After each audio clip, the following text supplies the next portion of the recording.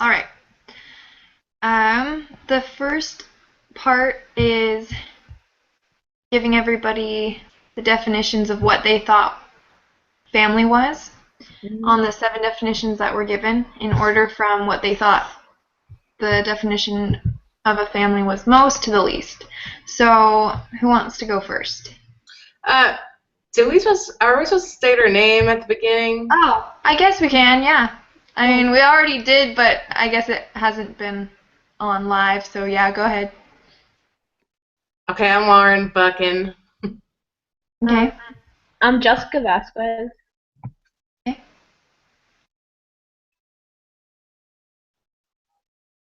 I'm Tashara Carnahan. Oh, that's a good idea.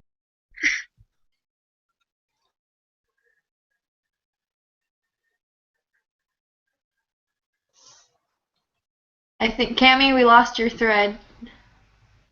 Are you still there?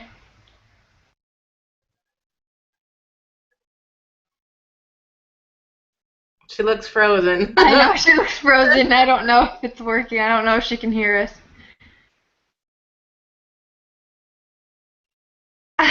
Well, okay. Uh, that's Cami. Okay, can you guys hear me now? Yeah, we can hear you. Yeah. We just can't see you.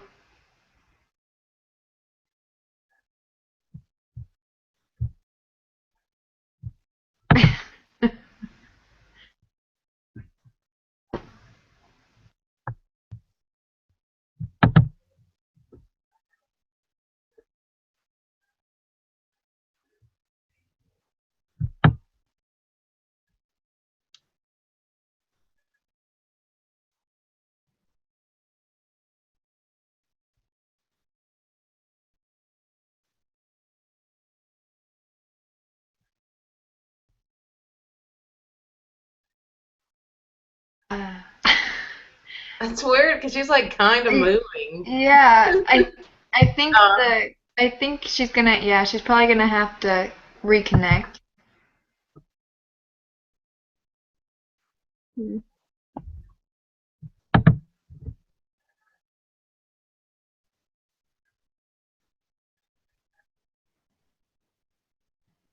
I don't know. Can you reconnect with someone that's already started a live broadcast? I do not know. I might have to start a new one because I've never tried coming on, if that makes sense. Well, they might be able to just rejoin when they go to their Gmail account and they see that window. There might be an option that says like join this video call or Oh, something. like add back in. Yeah. Hopefully, because that'd be kind of sad. Probably give her like a minute or two and Yeah, I'll give her a minute or two, and if she doesn't come, I'll just restart it, and then we can have this one posted to YouTube. Isn't that great? Yeah. Yeah, I had the introduction with this. The first one that I made, it stopped in the middle of it and started to replay while it was still filming me. And so oh, I after that. yeah, and so I hung up on it and it was still going and then I hung up again and then it posted. And the embarrassing part was that my mom's like old elementary school teacher commented on it like, "Oh, nice to see you, Deshara." And then later I posted the second one and he's like, "Nice to see you." Dot dot dot again. I was like, "Oh, this is so embarrassing." Because I'm like, I didn't know anybody else was gonna see. Oh, it was awful. It was bad.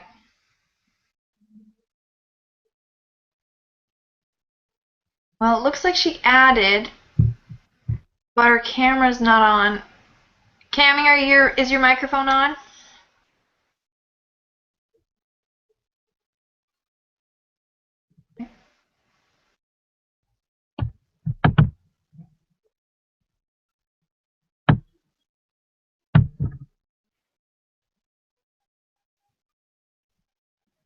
Yay! We've got the last person.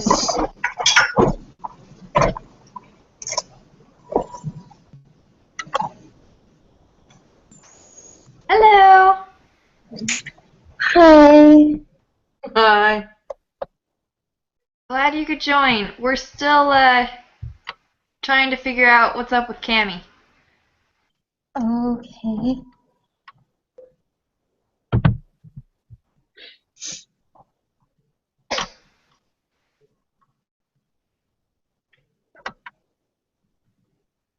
So how do you pronounce your name? It's Renandi. Renandi? Renati? That's right. Okay. Renati.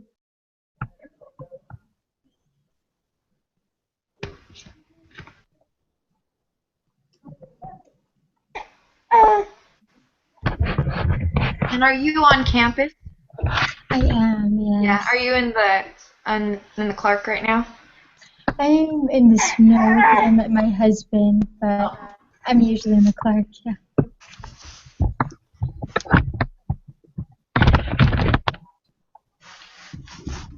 And then, did you say your name? Tashara? Is that right? Tashara. Tashara, okay, perfect. Yay, Cammy, we see you. Uh-oh. I think she froze again. Oh no. Oh, Cammy, you're back. Hey! Yay, okay. My computer is being so weird, so I just got it on my iPad. So, Okay, I just that switched. That works.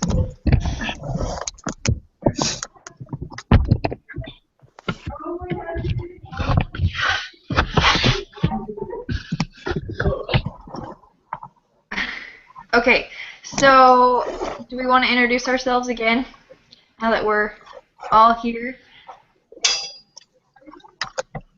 Sure. I'm Tammy. I'm from Provo. Yeah, I don't know. Okay. All right, I'm Lauren, and from Charlotte, North Carolina.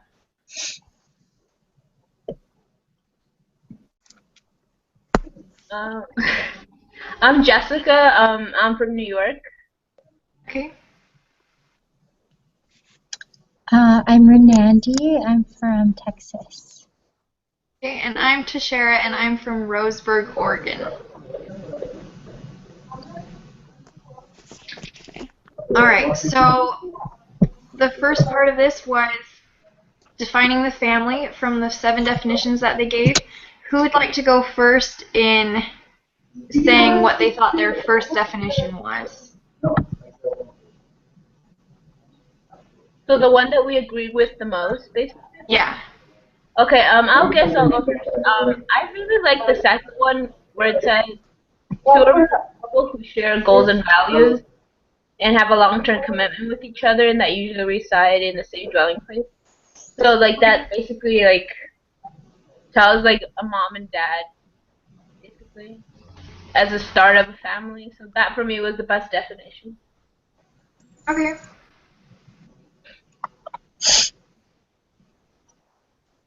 I'll go, I guess. I think I put the best definition as a fundamental social group, consisting of 1 or 2 parents and their children. That's what I said too. I did like in the second definition, I liked that it specified like goals, values, and commitments, because I guess a lot of families don't have that, and I think that's an important definition for part of a family. But at the same time, just because you live in the same dwelling place, I don't know. I think I would almost like a combination of those two.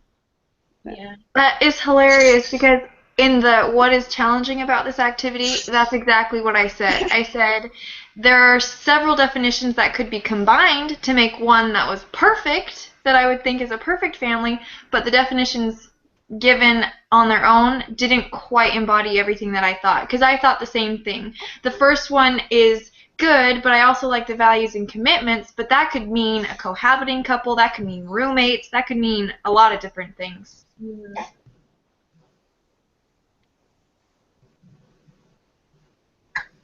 Yeah, I liked, I put 2, but I really liked 1 as well. But the one thing I liked about 2 was because it had the commitments and the goals and values.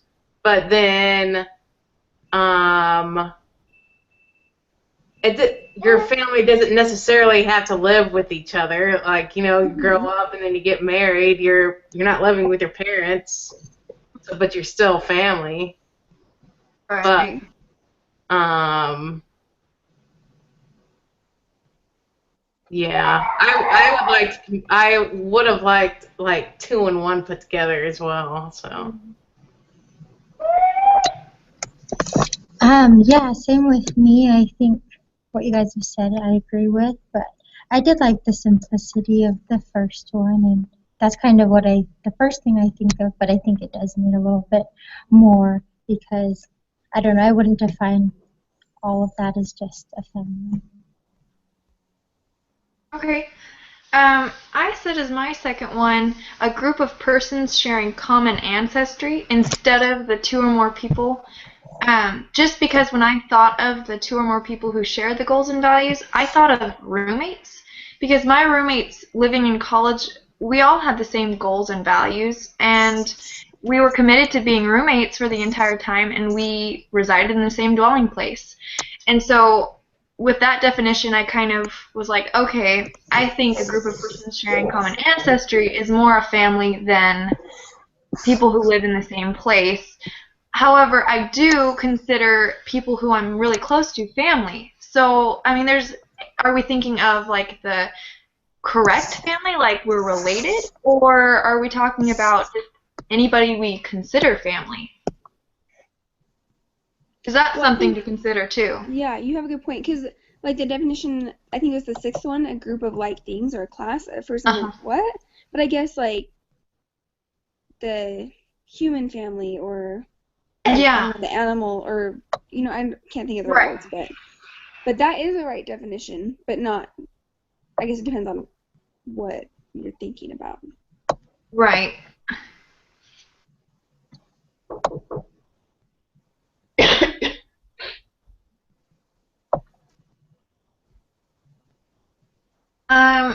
For your third one, what did you guys say?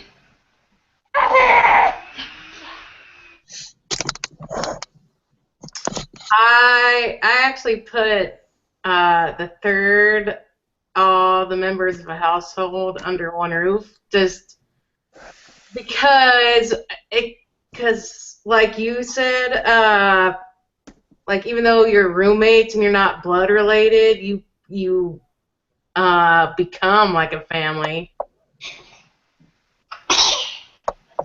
I also think of like a family home evening group that can become like a family.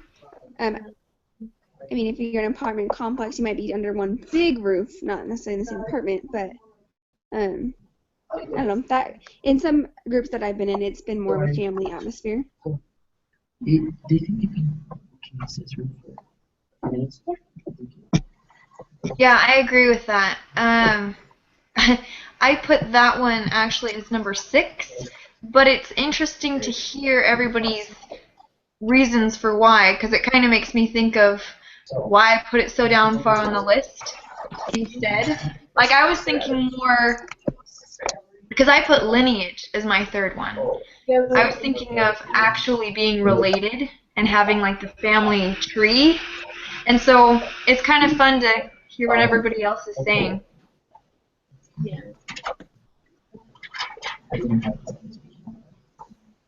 I took with Sister Adams.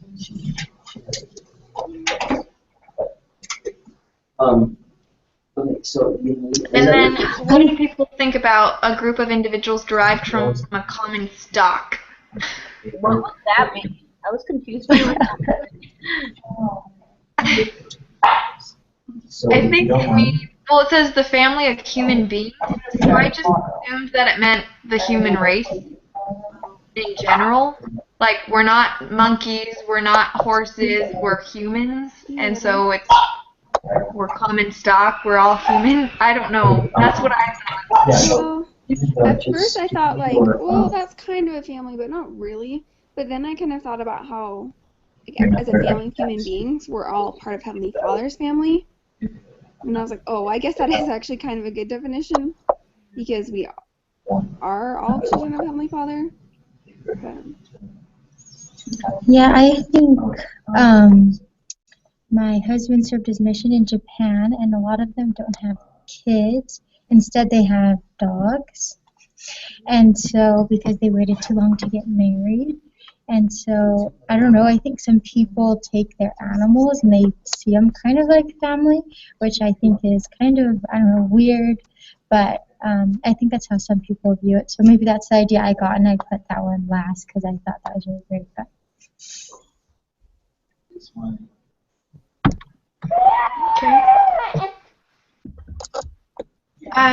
So it sounds like we went through so what was challenging about this activity for everyone? I kind of mentioned what was challenging for me. We kind of talked about it a little in the beginning, but what else was challenging?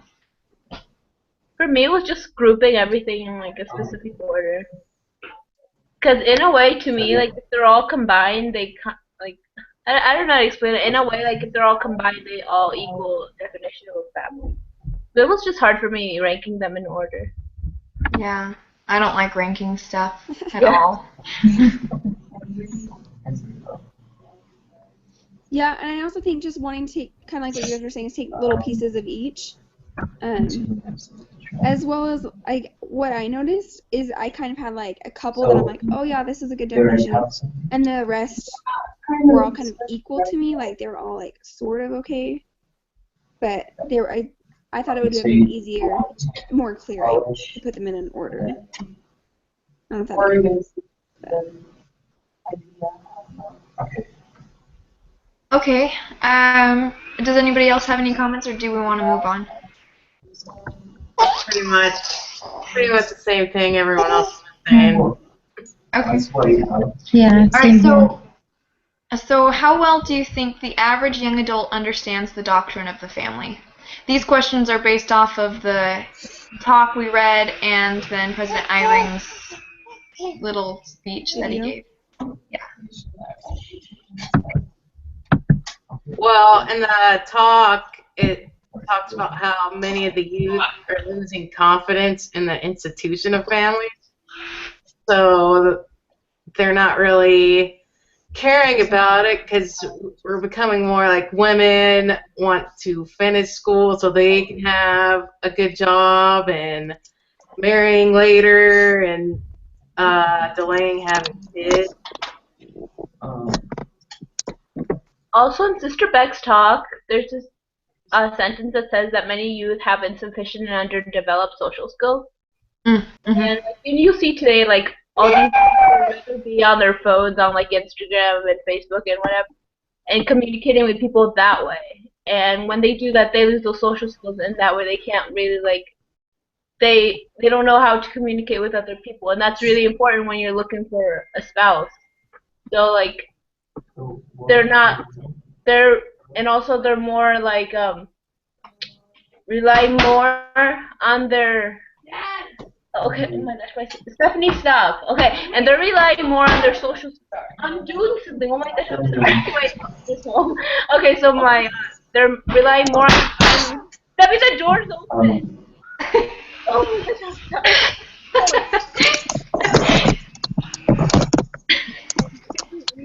Why are you jumping? Okay, I'm sorry. Rewind. Okay, so okay, so oh my gosh, I totally forgot what I was gonna say. So, like, the youth of today, they're more, they consider social media more important than spending time with their families. They're relying more on that than, like, building family relationships, and that's affecting what, like, the family institution. I don't know if that makes sense. No, that makes sense. Okay, yeah. That makes I sense. also think that kind of like what you were saying, is even if people have this, even if they do get to the point where they learn to be able to communicate, it's a lot, I don't know, I think it's harder. Even if you can be social, once you do, like, get in a relationship or whatever, I know a lot of people have a hard time communicating and being able to express their feelings and to be able to have a face-to-face conversation and say, this is how I feel, how do you feel, and actually be able to discuss things like that. Yeah. I said that the average young adult understands the doctrine of the family as well as those who teach them. So if their parents have a strong understanding and a knowledge, and if they accurately teach their children their knowledge, then those kids will know, and they should understand. But if they have parents who don't understand, they most likely won't understand either. And so I think it's important for us to understand the doctrine of the family so that we can teach our own kids to understand it too, and think that it's important and know that it's important. But if they don't, a lot of the outside influences will be more of a teacher to them than their own parents. Like you were saying, the social media or the world telling you that you need to be more, care more about the self, or different things like that. Like follow the trends of society instead of obeying what God has asked us to do. So I just think that as parents, knowing the doctrine of the family and actively trying to teach your children about it, they'll be fine. But I think if you don't, then your children don't have very much of a chance of knowing either. So Yeah, I think that's really true. Also, I think that our parents teach us a lot, but I think I don't know, cognitively also, I just think it's hard for adolescents to kind of grasp things sometimes, and so that I don't know, they want to see what's right in front of them, and they don't understand like the happiness of being married or the happiness of having children, or really understand the whole plan of salvation. So I think it's harder for them to grasp, but if they do have good teachers, they can. So I don't think they understand it very well, but I think they have the capability to eventually, is what I was thinking. you can see through things. But it's not actually like making it invisible. You just can like Manipulate. manipulate. I liked what she said in the talk, how more value is being placed on education instead of forming families, and how she said that if young people understood the doctrine of the family, more marriages would be happening and more children would be born. And it just kind of reminded me about the world that we live in right now. I've heard a lot of people say that they're waiting to have kids until they're done with school. That's a lot. I mean, that's kind of how I thought a lot of the time. I was like, I want to finish school. I want to have time with my husband before having kids. But then 3 months into my marriage, God said, no, you need to have a kid. And I remember being freaked out and really nervous and wondering why I should have kids now instead of waiting. But all of the thoughts that I had been taught over the years came to my mind of how important family is and how I would be blessed for it. And so I trusted in God, and now we have a little baby. And I'm not done with school. I'm doing online school, and it's hard. It's really hard. But I'm being blessed for it, and I understand that it's important, and I would not give her up for anything. I think also another thing that is affecting that is like our own families, like especially if they don't have the knowledge that we have about how important family is. Like for me, like my family, like a majority of my family are members, and they're always telling me, they're like, finish school, get married after school and stuff. So I think it's also like for people that like are in families that have different views on what a family is, with it can be keywords challenging and to. sentences that you want to Yeah. say. For example, quotation of some question. If you want to make a people Okay. Is there any other comments for that question? about it or be more impactful. So Okay. wow. Why do you think it's important that we study the doctrine of the family at the beginning of the semester as opposed to the end? Yeah. So the way you pass information is going to be like. Well, it's kind of like, I think this, Sister Beck, if I remember right, or maybe I just like, Awesome. I don't know.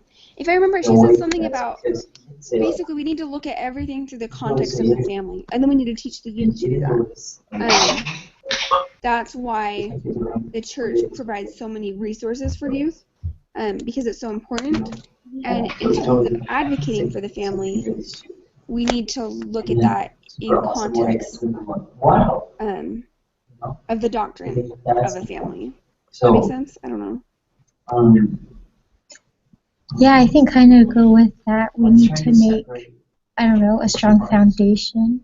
So if we found the rest of our teaching on the doctrine of the family, then it will be easier to like understand controversial things or things that are harder to understand. Whereas if we don't really start with the doctrine, then I think we're on more shaky ground, and it's easier to teach like false doctrine or things that aren't true. Oh, also in the talk, it says like if they don't know it, they can't defend it. Yeah, that's exactly what I put down. That's exactly what I found too. Yep. Yeah. We can't defend the family if we have no idea what we're defending it for. So yeah, that was the main point I thought of. That kind of sums up everything. Her little one-liner. So I think that is a good summary for that one. Yeah, all agree? Yeah. Alright, so what doctrine or what principle, if understood, would motivate a Latter-day Saint to advocate for the family? I think the principle and importance of eternal families. One, the fact just that you can be with your family forever, as well as why it's important for families to become eternal. At least that makes me want to help other people, I guess, improve marriages and families and create strong families, I guess. But in real life, scientists have only been able to find certain methods. But things so far have been. And well, the plan of salvation, that's all about families. If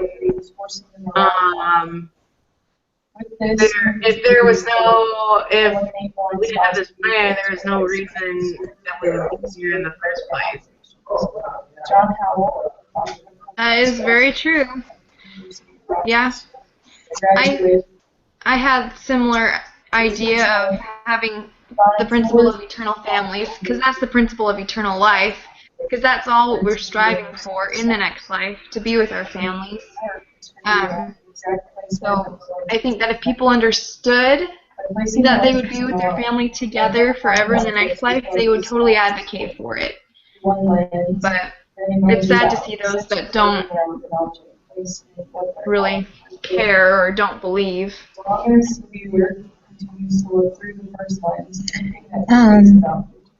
In one of our meetings at church, we were talking about how when they were going to change the age of missionaries to a younger age, the only question President Monson asked was, will this bring about more eternal families and more eternal marriages?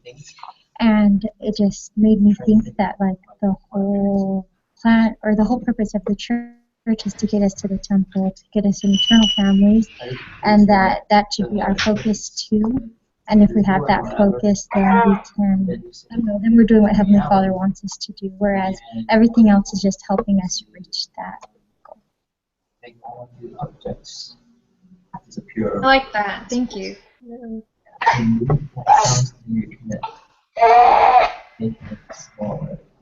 Okay, so it says at the very end, just kind of sum up what we talked about and our consensus of what we think the best definition for families, and then summary of all the questions. So I'll summarize it up, and then you guys add on if you think I missed something, or change something if it's not right.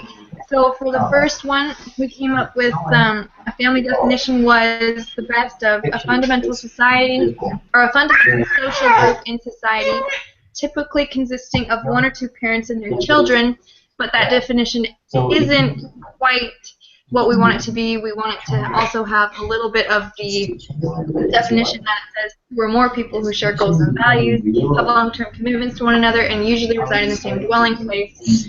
Together, that would be a better definition. Does everybody agree on that? Not? Okay. And then we thought that the challenge of the activity was that no one of those definitions accurately portrayed what we thought family should be defined as, and that combined it would be better. We said that the average young adult doesn't really understand the doctrine of the family very well because of the outside influences regarding social media, not being able to communicate very well with each other and form those bonds in order to form families, and also that parents who understand the doctrine of the family are able to teach their young kids better. Is there anything else we want to add to that? It's about I think that's it. Okay. All right, and then we should study the doctrine of the family at the beginning of the semester instead of the end because, like Sister Beck said, if they don't know it, they can't defend it. And then the doctrine, if understood, that would motivate people to advocate for the family is eternal families, because if we know that they can be eternal, then we'd most likely fight for it so that we can have them. Good? Yeah, All that right. sounds great. I think that's pretty much all that we have for the discussion. I'll just end the broadcast and then I'll post the link to the board once it uploads to YouTube. Okay, perfect. Okay. All right. Thanks everybody Awesome. for meeting. Yeah, Okay. thanks guys. All right. Have a good day. Bye. Bye. Bye.